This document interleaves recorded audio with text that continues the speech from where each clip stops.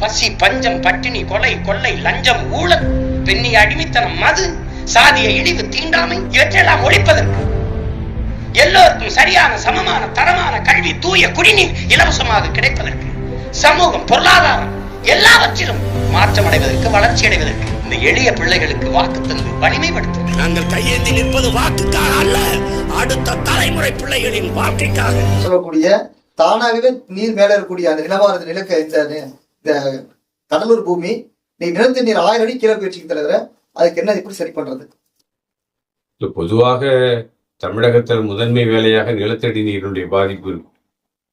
ஆழ்வாய் கிணறுடைய விவசாயம் தான் இப்ப எல்லா இடத்துலையும் இருக்கு. அது மிகப்பெரிய தவறு.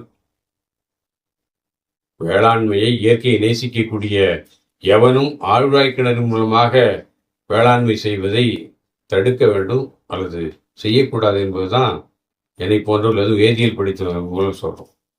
நிலத்தடி நீர் என்பது ஒரு குறிப்பிட்ட அளவு தான் இருக்கும். அதாவது அடுக்கு அப்படின்னு சொல்றோம், லேயர் ஆங்கிலத்தில், அடுக்கில் தான் இருக்கும்.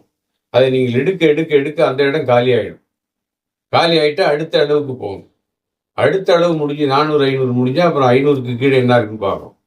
அப்படித்தான் இப்போ நெய்வேலியில் நடந்திருக்கிறது. 800 அடிகளை 600 அடிகளை வெட்டிட்ட பிறகு அங்கே இருக்கிற நீராதாரம் முழுசும் வெளியேற்றப்படுகிறது.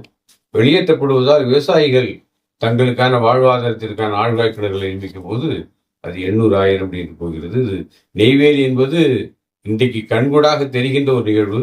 ஆனால் தமிழகம் முழுவதும் இது மிகப்பெரிய அழிவை உண்டாக்கும்.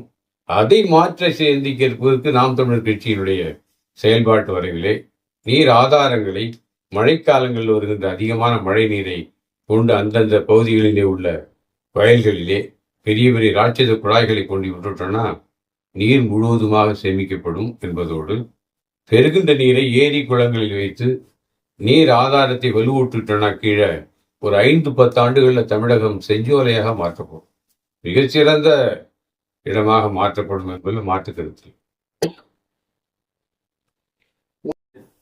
இதனை சரி செய்ய வேண்டுமானால் நீங்கள் ஒளிவாங்கி சின்னத்திற்கு வாக்களிக்க வேண்டும்.